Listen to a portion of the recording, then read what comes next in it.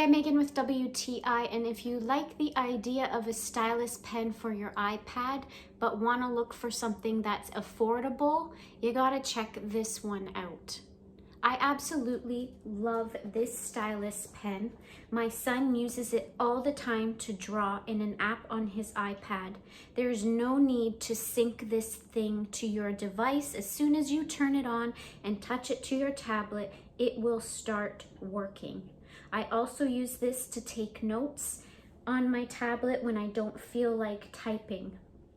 It is super easy to charge and comes with its own charging cable. You just plug it into a USB port. The light will indicate red when it needs to be charged, and as soon as it's finished, it will turn green.